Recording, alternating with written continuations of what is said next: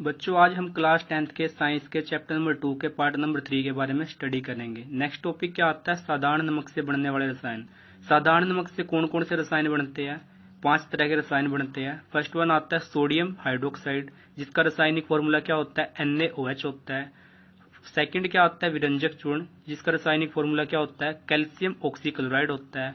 Third आता है baking soda, जिसका रासायनिक फॉर्मूला क्या होता है? Sodium hydrogen carbonate. फोर्थ क्या होता है? दोने का सोडा, जिसका रासायनिक फॉर्मूला क्या होता है? Sodium carbonate 10 hydrate.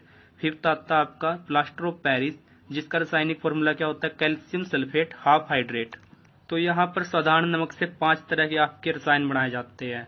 सबसे पहले हम देखते हैं साधारण नमक कैसे बनता है। साधारण नमक को समुद्र के जल से प्राप्त किया जाता है। समुद्र के जल में बहुत अधिक मात्रा में साधारण नमक की मात्रा गुड़ी होती है। सूर्य के ताप और वायु की सहायता से समुद्र के जल का वाष्पीकरण किया जाता है। वाष्पीकरण के दौरान क्या होता है?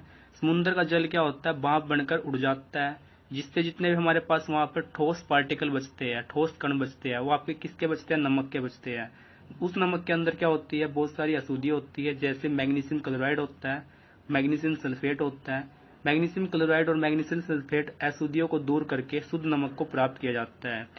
साधारण नमक को प्राप्त करने का हमारे पास दूसरा तरीका क्या है? खनिज नमक है। खनिज नमक को कैसे प्राप्त किया जाता है? संसार के अनेक भागों में क्या था? खनिज नमक पाया जाता है। युगों पहले क्या हुआ था? समुद्र का कोई हिस्सा सूख गया था, जिसके कारण समुद्र के अंदर नमक की खान बन गई थी, जैसे आपकी कोयले की खान होती है। जैसे हिमाचल के अंदर कौन सी जगह मंडी है, पाकिस्तान के अंदर कौन सी है? खेवड़ा है। यहाँ पर क्या पाया जाता है? नमक पाया जाता है। इस नमक के अंदर क्या होती है? अशुद्धियां होती है।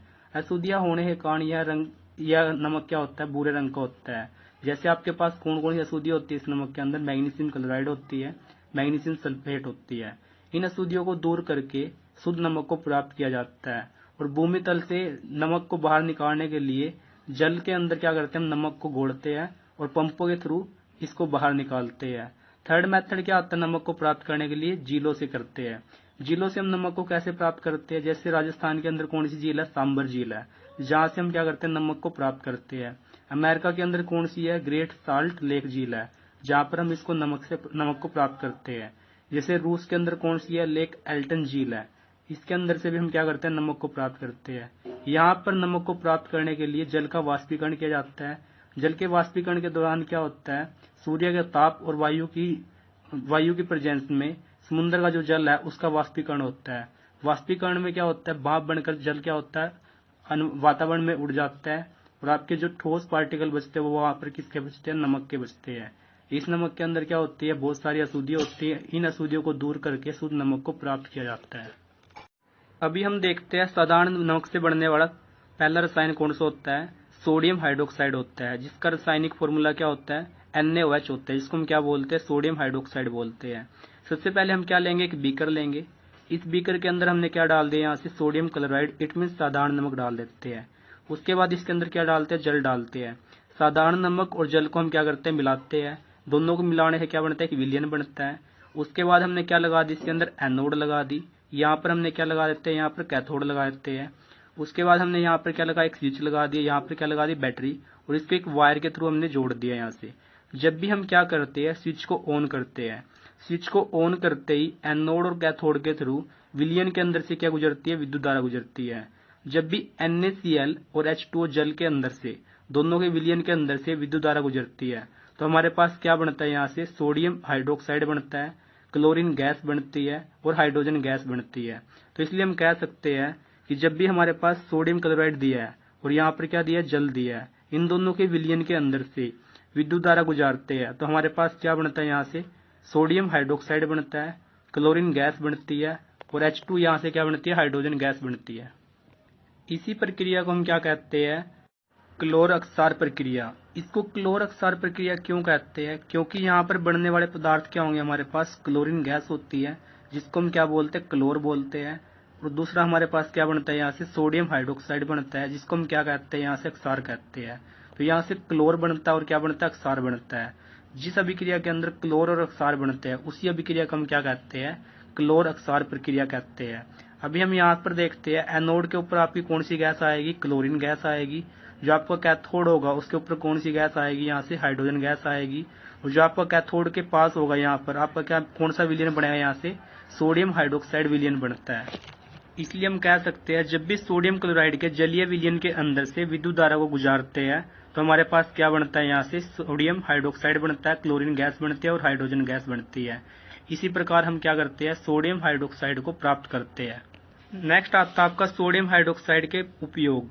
सोडियम हाइड्रोक्साइड के उपयोग कहाँ कहाँ पर होते हैं। जो यहाँ पर बनने वाली हाइड्रोजन गैस है इसका प्रयोग कहाँ पर होता है, ईंधन के अंदर होता है। खाद के लिए जो आपका अमोनिया बनता है वहां पर होता है। जैसे आपका क्या बनता है, यहाँ से सोडियम हाइड्रोक्साइड के अंदर क्या बनता है आपका, यहाँ से क्लोरीन गैस बनती है। क्लोरीन का प्रयोग कहाँ पर होता है आपका, जल की स्वच्छता के लिए होता है, जल को शुद्ध करने के लिए होता है। स्विमिंग पूल में होता है, पीवीसी में होता है, क्लोरोफ्लोरोकार्बन इट मीन्स आपका सीएफसी में होता है। जो आपके रोगाणु होते हैं उनको खत्म करने के लिए होता है, रोगाणु नाशक में होता है। जो आपके कीट होते हैं कीटनाशक में प्रयोग किया जाता है। जैसे आपका HCl बनता है, HCl किसको बोलते हैं, यहाँ से हाइड्रोक्लोरिक अम्ल को बोलते हैं। इसका प्रयोग कहाँ पर होता है, औषधियों में होता है। जो आपकी दवाइयाँ होती है उनके अंदर प्रयोग किया जाता है। जो इस्पात होता है इट मीन्स लोहा होता है उसकी सफाई करने के लिए प्रयोग होता है। उसके बाद आपका जो यहाँ से क्या बनता है, सोडियम हाइड्रोक्साइड बनता है। इसका प्रयोग कहाँ पर होता है, आपका धातु होती है जो उनसे ग्रीस को हटाने के लिए होता है। साबुन उद्योग के अंदर होता है, कागज बनाने के लिए होता है। जो आपके क्या बनते हैं, यहाँ से कृत्रिम फाइबर बनते हैं उनको बनाने के लिए प्रयोग किया जाता है। जैसे यहाँ से जो आपका क्लोरीन और सोडियम हाइड्रोक्साइड दोनों का मिक्स होता है तो इनका प्रयोग कहाँ पर होता है, जो आपका विरंजक चूर्ण बनाया जाता है वहां पर होता है। जैसे आपका घरेलू विरंजक होता है, उसके बाद वस्त्र विरंजन होता है, इनके लिए प्रयोग किया जाता है। तो हम यहाँ से देखते हैं जो आपके सोडियम हाइड्रोक्साइड होता है उसके प्रयोग कहाँ पर होते हैं। नेक्स्ट हम देखते हैं साधारण नमक से विरंजक चूर्ण को कैसे प्राप्त किया जाता है। साधारण नमक के रसायन से विरंजक चूर्ण को प्राप्त करने के लिए हम क्या करते हैं, सबसे पहले हम क्या लेंगे, एक बीकर लेंगे। इस बीकर के अंदर हमने क्या डाल दिया, यहाँ से कैल्शियम हाइड्रोक्साइड डाल दिया। क्या डाल दिया, कैल्शियम हाइड्रोक्साइड डालते हैं। आपको पता है कि कैल्शियम हाइड्रोक्साइड कैसे प्राप्त किया जाता है।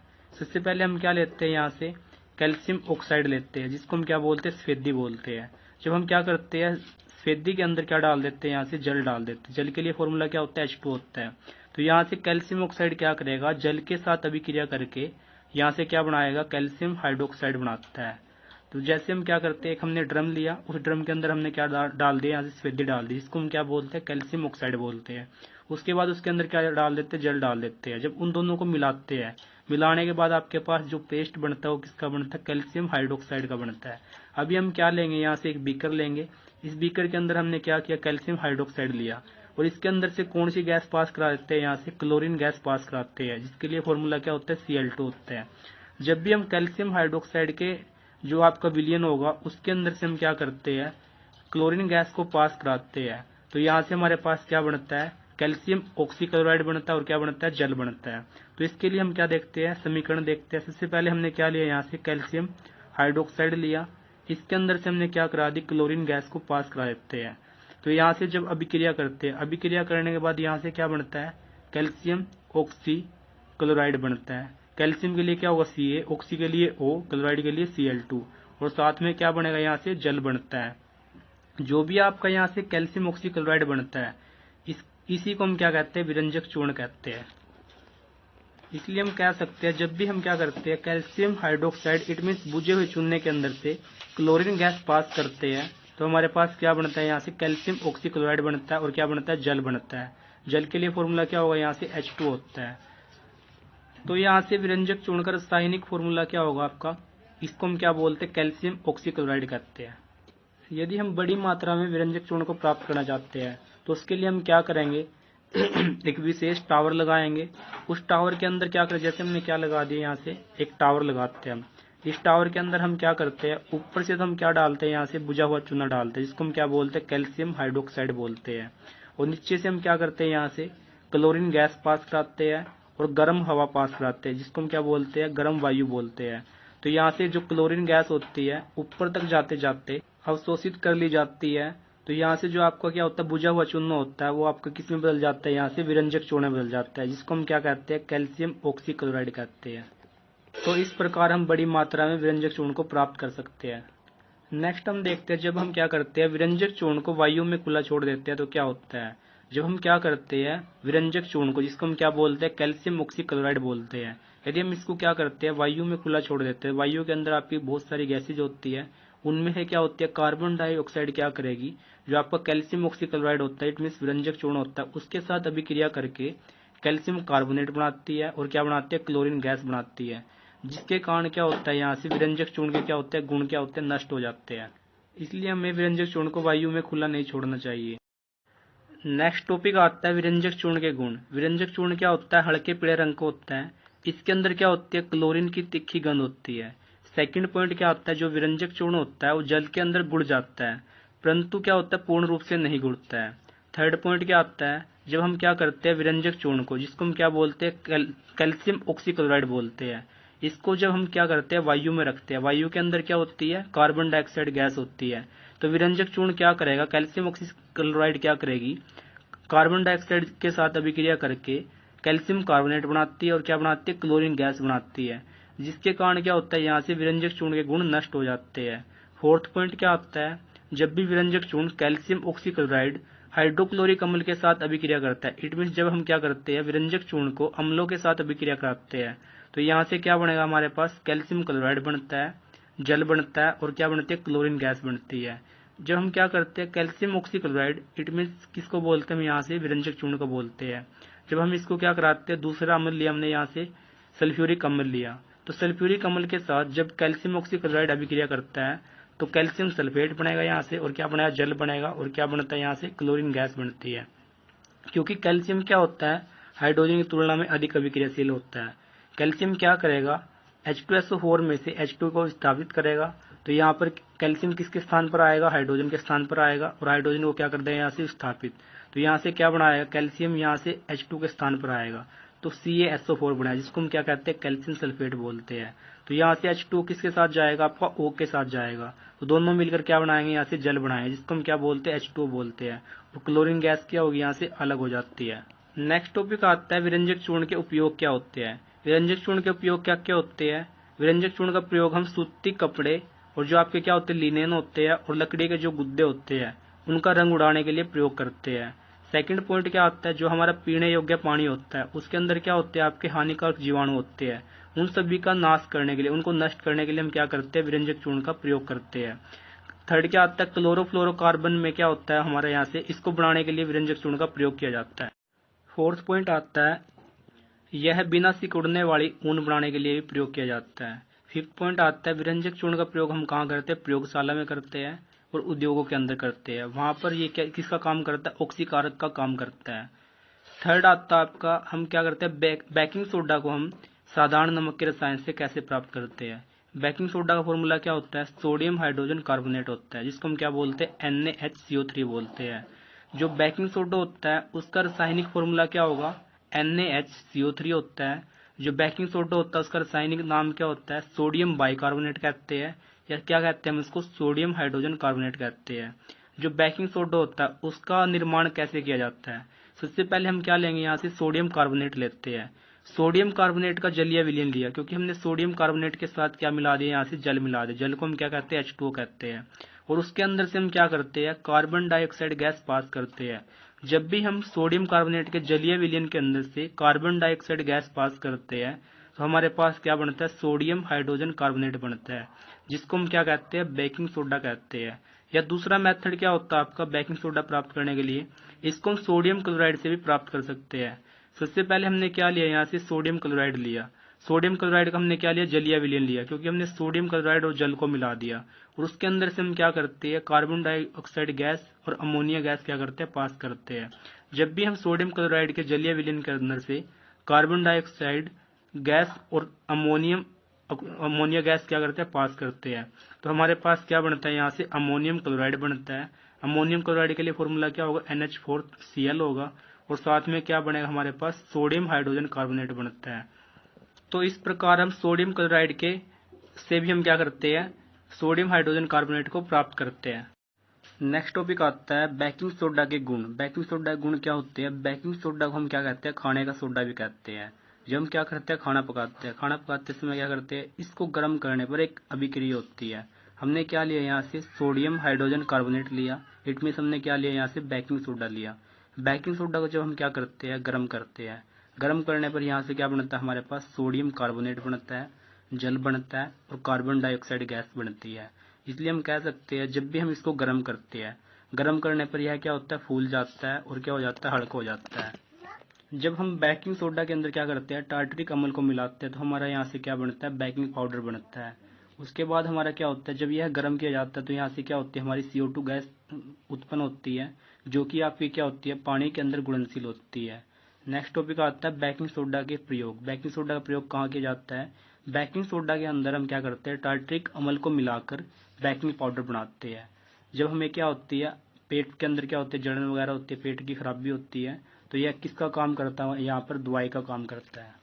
इसका प्रयोग कहाँ किया जाता है, जो हमारे पास सोडा अम्ल अग्निशामक होता है उसके अंदर भी प्रयोग किया जाता है।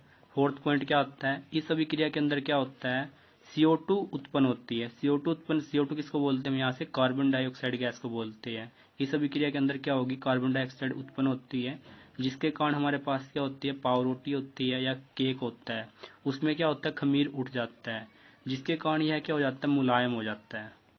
नेक्स्ट टॉपिक आता है दोने का सोडा, जो कि क्या होगा, एक रसायन होगा, जिसको हम किससे प्राप्त करते हैं, सोडियम क्लोराइड के रसायन से प्राप्त करते हैं।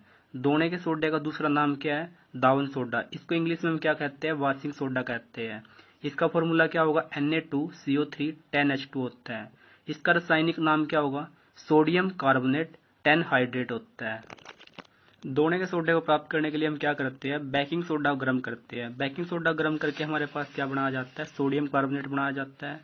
उसके बाद हमारे पास क्या होता है, इसके लिए हम क्या देखते हैं, रिएक्शन देखते हैं। हमने क्या लिया, सबसे पहले बेकिंग सोडा लिया। बेकिंग सोडे के लिए फार्मूला क्या होता है, NaHCO3 होता है। इसको हम क्या कहते हैं, सोडियम हाइड्रोजन कार्बोनेट होता है। इसी को हम क्या कहते हैं, बेकिंग सोडा कहते हैं। इसको हम क्या करते हैं, गर्म करते हैं। गर्म करने के बाद हमारा ये किस में टूट जाता है, सोडियम कार्बोनेट में टूट जाता है। यहाँ से क्या बनाता है, जल बनाता है, और साथ में क्या बनाता है, CO2 बनाता है। तो हमारे पास जो यहाँ से सोडियम कार्बोनेट बनता है, तो सोडियम कार्बोनेट के साथ हम क्या करते हैं, जल के 10 अणु मिलाते हैं। तो हम यहाँ से क्या लेंगे, सोडियम कार्बोनेट लेंगे। इसके अंदर हम क्या करते हैं, जल के 10 अणु मिला देते हैं, 10H2 मिला देते हैं। जब ये आपस में अभिक्रिया करते हैं तो यहाँ से हमारे पास क्या बनता है, Na2CO3 10H2O बनता है, जिसको हम क्या कहते हैं, सोडियम कार्बोनेट 10 हाइड्रेट। जो आपका यहाँ से सोडियम कार्बोनेट 10 हाइड्रेट बनता है, इसी को हम क्या कहते हैं, दोने का सोडा कहते हैं।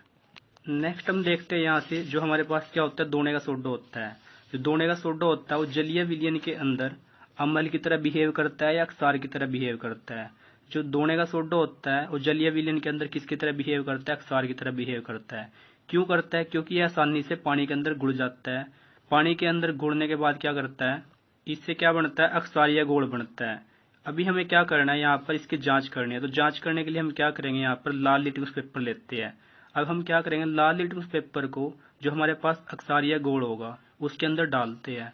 तो लाल लिटमस पेपर का रंग बदल कर क्या हो जाता है, नीला हो जाता है। इससे सिद्ध होता है जब हम क्या करते हैं, दावन सोडा को जल के अंदर डालते हैं तो ये किस तरह घोल बनाता है, यहाँ से अक्षारीय घोल बनाता है। नेक्स्ट टॉपिक आता है दावन सोडा के क्या होते हैं गुण बताने हमें। दावन सोडा का पहला गुण क्या होता है, दावन सोडा क्या होता है, पारदर्शक क्रिस्टलीय होता है, जो कि क्या होता है, इसके क्रिस्टलीय जल के अंदर क्या होते हैं, 10 अणु आबंध होते हैं। सेकंड गुण क्या होता है इसका, जब हम क्या करते हैं, दावन सोडा को पानी में मिलाते हैं तो यह क्या होता है, पानी के अंदर घुलनशील होता है। पानी के अंदर घुल कर क्या बनाता है, अक्षारीय घोल बनाता है। जब हम क्या करते हैं, इस अक्षारीय घोल के अंदर लाल लिटमस पेपर को डालते हैं तो उसका रंग बदल कर क्या हो जाता है, नीला हो जाता है। इससे सिद्ध होता है कि जो आपका दावन सोडा जब हम जल के अंदर मिलाते हैं तो यह क्या होगा, आपका क्षारीय प्रकृति का होता है। थर्ड गुण क्या आता है, जब हम क्या करते हैं, इस दावन सोडे के ऊपर क्या होता है, वायु का क्या प्रभाव पड़ता है। जब हम क्या करते हैं, दावन सोडा को गर्म करते हैं, गर्म करने पर क्या होता है, यहाँ पर एक उत्फुल्लन प्रक्रिया होती है, जिसके कारण क्या होता है, इसके जो क्रिस्टलीय जल के अणु होते हैं, इसमें से जो आपके 9 अणु होते हैं वो आपके अलग हो जाते हैं। अलग होकर क्या बनाते हैं, यहाँ से मोनोहाइड्रेट बनाते हैं या एकल हाइड्रेट बनाते हैं। तो इसको हम क्या देखते हैं, समीकरण के अकॉर्डिंग देखते हैं। हमारे पास यहाँ पर क्या होगा, दावन सोडा होगा, जिसको हम क्या बोलते हैं, सोडियम कार्बोनेट 10 हाइड्रेट बोलते हैं। जब दावन सोडा को गर्म किया जाता है, गर्म करने के बाद क्या होती है, यहाँ पर उत्फुल्लन प्रक्रिया होती है। उत्फुल्लन प्रक्रिया क्या होती है, तो अपने आप हो जाती है या किसी यौगिक को गर्म करने पर होती है। तो यहाँ पर हमारे पास क्या होता है, जब भी उत्फुल्लन प्रक्रिया होती है तो जो आपके पास सोडियम कार्बोनेट 10 हाइड्रेट होता है वो टूट कर क्या बनाता है, यहाँ से सोडियम कार्बोनेट बनाता है, और यहाँ से क्या बनता है, आपका H2 जल बनता है। और यहाँ से क्या होता है, जो आपके 9 जल के अणु होते हैं वो क्या हो जाते हैं, अलग हो जाते हैं। तो यहाँ से हमारे पास क्या बचेगा, ओनली सोडियम कार्बोनेट मोनोहाइड्रेट बचता है। नेक्स्ट आता है दावन सोडा के ऊपर ऊष्मा का क्या प्रभाव पड़ता है। जब हम क्या करते हैं, दावन सोडा को 373 केल्विन पर गर्म करते हैं। गर्म करने के बाद क्या होता है, यहाँ से जो भी आपके दावन सोडा के 10 के 10 अणु होते हैं वो क्या हो जाते हैं, उससे दूर हो जाते हैं। दूर होने के बाद क्या बनता है, यहाँ पर जलीय सफेद पाउडर में बदल जाता है, जिससे हम क्या कहते हैं, सोडा एस भी कहते हैं। तो यहाँ से हमने क्या किया, सोडियम कार्बोनेट एनहाइड्रेट लिया, इसको हम क्या करते हैं, गर्म करते हैं। गर्म करने के बाद क्या होता है, यहाँ से सोडियम कार्बोनेट बनता है और यहाँ से जो इसके 10 अणु होते हैं, किसके, जल के होते हैं, ये वाले क्या हो जाते हैं, इससे अलग हो जाते हैं और यह क्या होता है, जलीय सफेद पाउडर में बदल जाता है, जिससे हम क्या कहते हैं, सोडा एस भी कहते हैं। नेक्स्ट आता है दावन सोडा के उपयोग। दावन सोडा के उपयोग क्या होते हैं, जो भी हमारे पास क्या होता है, दावन सोडा होता है, इसका प्रयोग कहाँ किया जाता है, कांच बनाने के लिए प्रयोग किया जाता है, साबुन बनाने के लिए किया जाता है, कागज उद्योग के अंदर प्रयोग किया जाता है। सेकंड पॉइंट क्या आता है, जो हमारे पास क्या होता है, जल होता है। जल क्या होता है, कठोर जल होता है, एक क्या होता है आपका सॉफ्ट जल होता है, एक आपका सॉफ्ट वाटर होता है, एक क्या होता है हार्ड वाटर होता है। जो भी आपका हार्ड वाटर होता है, हार्ड वाटर को क्या करने के लिए, सॉफ्ट बनाने के लिए इसका प्रयोग किया जाता है। इसका प्रयोग और कहाँ पर किया जाता है, इसका प्रयोग घरों की सफाई करने के लिए यूज किया जाता है। नेक्स्ट आता है इसका प्रयोग कहाँ किया जाता है, जो आपके बोरेक्स होते हैं उन जैसे आपके क्या होते हैं, यहाँ पर सोडियम यौगिक होते हैं, उनको उत्पादन करने में किया जाता है। नेक्स्ट टॉपिक आता है प्लास्टर ऑफ पेरिस, जिसका रासायनिक फॉर्मूला क्या होगा, यहाँ से CSO4 1/2H2 होता है। इसका रासायनिक नाम क्या होता है, calcium sulphate half hydrate. Question बनता है यहाँ से, प्लास्टर ऑफ पेरिस को आदररोधी बर्तन में क्यों रखा जाता है। जो हमारे पास क्या होता है, POP होता है, it mean plaster of Paris होता है, जिसका फॉर्मूला क्या होता है, CaSO4 1/2H2 होता है। जब हम इसको कहाँ रखते हैं, नमी की प्रेजेंस में रखते हैं, तो नमी की प्रेजेंस में रखने से ये क्या बनता है, जिप्सम बन जाता है। तो यहाँ से हमने क्या लिया, प्लास्टर ऑफ पेरिस लिया, CaSO4 1/2H2O, जिसको हम क्या बोलते हैं, कैल्शियम सल्फेट हाफ हाइड्रेट। जब हम इसको कहाँ रखते हैं, नमी में रखते हैं, तो यहाँ से हम क्या लेते हैं, जल के अणु लेते हैं, 1/2H2 अणु लेते हैं। जब ये आपस में अभिक्रिया करते हैं, तो अभिक्रिया करके यहाँ से क्या बनता है, हमारे पास जिप्सम बनता है। तो जिप्सम बनाने के लिए हम क्या करेंगे, यहाँ से सबसे पहले हमारे पास क्या होगा, CSO4 तो ऐसे कैसे आएगा, H2O और H2O में कॉमन क्या होगा, यहाँ पर दोनों में H2O कॉमन होगा, अंदर क्या बचेगा, यहाँ से 1/2 प्लस 1/2। तो यहाँ से क्या बनेगा हमारे पास, CaSO4 तो ऐसे कैसे आएगा, H2O भी ऐसे कैसे, इसमें क्या होगा आपका 1/2 ऐसे कैसे, प्लस 2 1 जा 2 और 1 कितने होंगे, यहाँ से 3, तो कितना आएगा, यहाँ से 3/2 आएगा। तो हमारे पास यहाँ से क्या बनता है, CaSO4 H2O, इन दोनों का एलसीएम कितना आएगा, 2 एलसीएम आएगा, यहाँ से कितना होगा आपके पास 1 + 3 आएगा। तो यहाँ से क्या बनेगा हमारे पास, CaSO4 H2O और 3 + 1 कितने होते हैं, यहाँ से 4/2, 2 1 जा 2, 2 2 जा कितने होंगे, 4 होंगे। तो यहाँ से हमारे पास क्या बनेगा, CaSO4 H2O और साथ में कितना आएगा, यहाँ से 2 आएगा। अब हम इस 2 को कहाँ लिखते हैं, यहाँ से हमारा क्या बनेगा, CaSO4 2H2O बनेगा, जिसको हम क्या कहते हैं, जिप्सम कहते हैं। तो इसलिए हम कह सकते हैं, जब भी हम क्या करते हैं, calcium sulphate 1/2 it means half hydrate को जब जल के प्रेजेंस में रखते हैं, तो हमारे पास क्या बनता है, जिप्सम बनता है। इसलिए प्लास्टर ऑफ पेरिस को आदररोधी बर्तन में रखा जाता है। नेक्स्ट टॉपिक क्या आता है, जिप्सम क्या होता है। इसको 373 केल्विन पर गर्म करने से क्या होता है, जिप्सम क्या होगा आपका, एक तरह से एक यौगिक है, जिसका फॉर्मूला क्या होगा, यहाँ से CaSO4 2H2 होता है। यदि हम क्या करते हैं, इसको 373 केल्विन पर गर्म करते हैं, तो 373 केल्विन पर गर्म करने से यह क्या बनाता है, प्लास्टर ऑफ पेरिस बनाता है और जल के अणु क्या होते हैं, अलग हो जाते हैं। इसके लिए हम यहाँ पर रिएक्शन देखते हैं कैसे होती है।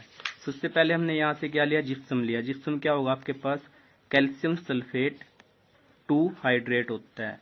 यदि हमने इसको क्या किया, गर्म किया, कितने केल्विन पर किया, 373 केल्विन पर गर्म किया। जब भी हम जिप्सम को 373 केल्विन पर गर्म करते हैं, तो यहाँ से क्या बनेगा हमारे पास, प्लास्टर ऑफ पेरिस बनता है, जिसको हम क्या कहते हैं, कैल्शियम सल्फेट हाफ हाइड्रेट बोलते हैं।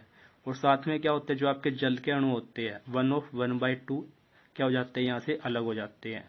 इसलिए हम कह सकते हैं, जब भी हम क्या करेंगे, जिप्सम को 373 केल्विन पर गर्म करते हैं तो प्लास्टर ऑफ पेरिस बनता है।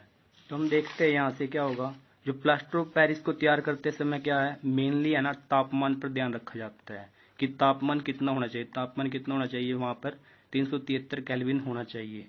ये तापमान पर कंट्रोल ना किया जाए तो यहाँ पर क्या बनेगा, आपके पास एक कैल्शियम सल्फेट बनेगा जो कि आपका अजलीय होगा, जिससे क्या होता है प्लास्टर ऑफ पेरिस के क्या होते हैं यहाँ से गुण समाप्त हो जाते हैं।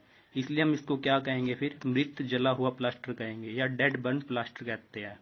नेक्स्ट टॉपिक आता है अस्पतालों के अंदर टूटी हुई हड्डियों को जोड़ने के लिए जिस यौगिक का प्रयोग किया जाता है उस यौगिक का नाम बताइए और वो कैसे बनाया जाता है उसके बारे में बताइए। जो आपका हॉस्पिटल होता है, हॉस्पिटल के अंदर क्या करते हैं डॉक्टर, टूटी हुई हड्डियों को जोड़ने के लिए जिस यौगिक का प्रयोग करते हैं उसे हम क्या कहते हैं, प्लास्टर ऑफ पेरिस कहते हैं। प्लास्टर ऑफ पेरिस को कैसे प्राप्त किया जाता है, हमारे पास क्या होता है, जिप्सम होता है, कैल्शियम सल्फेट 2 हाइड्रेट होता है। हम क्या करते हैं, जिप्सम को 373 केल्विन पर गर्म करते हैं। जब हम जिप्सम को 373 केल्विन पर गर्म करते हैं तो ये टूट कर क्या बनाता है, यहाँ से कैल्शियम सल्फेट हाफ हाइड्रेट बनाता है और साथ में क्या बनता है, यहाँ से 1/2 जल के अणु अलग हो जाते हैं। जो हमारा जिप्सम से कैल्शियम सल्फेट हाफ हाइड्रेट बनाया जाता है इसी को हम क्या कहते हैं, पीओपी कहते हैं, जिसको हम बोलते हैं प्लास्टर ऑफ पेरिस बोलते हैं। इस प्लास्टर ऑफ पेरिस का प्रयोग हॉस्पिटल के अंदर डॉक्टर क्या करता है, टूटी हुई हड्डियों को जोड़ने के लिए करता है। नेक्स्ट टॉपिक आता है प्लास्टर ऑफ पेरिस, जिसका फॉर्मूला क्या होता है, कैल्शियम सल्फेट हाफ हाइड्रेट होता है।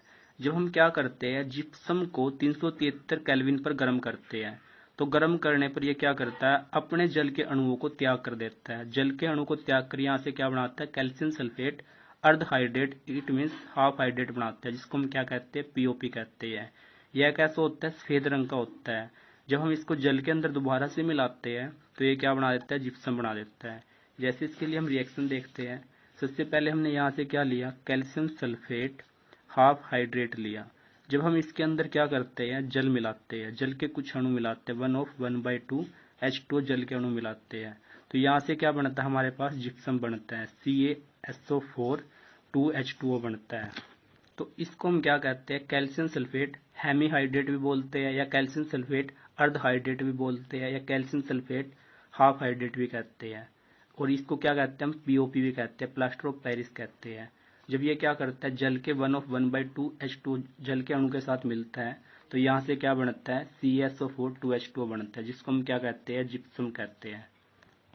नेक्स्ट टॉपिक आता है प्लास्टर ऑफ पेरिस के उपयोग। प्लास्टर ऑफ पेरिस का प्रयोग डॉक्टर करते हैं। डॉक्टर क्या करते हैं, किसी व्यक्ति की टूटी हुई हड्डियों को जोड़ने के लिए प्लास्टर ऑफ पेरिस का प्रयोग करते हैं।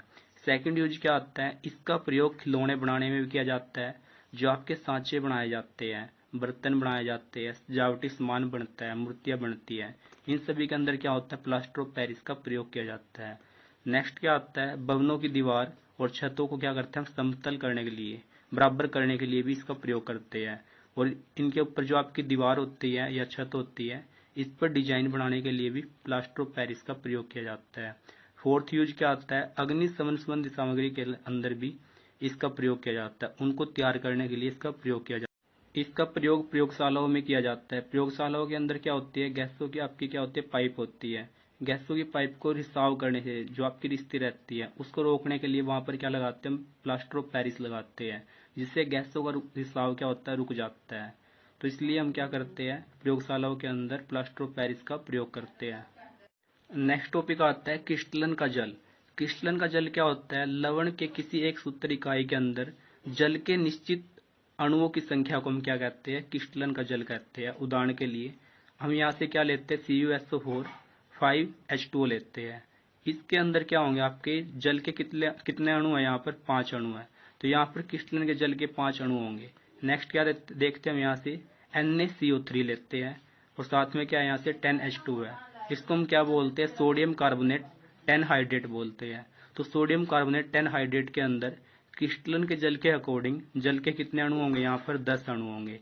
नेक्स्ट हम देखते हैं यहाँ से कैल्शियम सल्फेट 2 हाइड्रेट। तो कैल्शियम सल्फेट 2 हाइड्रेट हम किसको बोलते हैं, यहाँ से जिप्सम को कहते हैं। तो इसके अंदर जल के कितने अणु होंगे, क्रिस्टलन के जल के अकॉर्डिंग 2 अणु होंगे। इसलिए हम कह सकते हैं लवण के एक सूत्री इकाई के अंदर जब भी जल के निश्चित अणुओं की संख्या पाई जाती है तो उसको हम क्या कहते हैं, क्रिस्टलन का जल कहते हैं।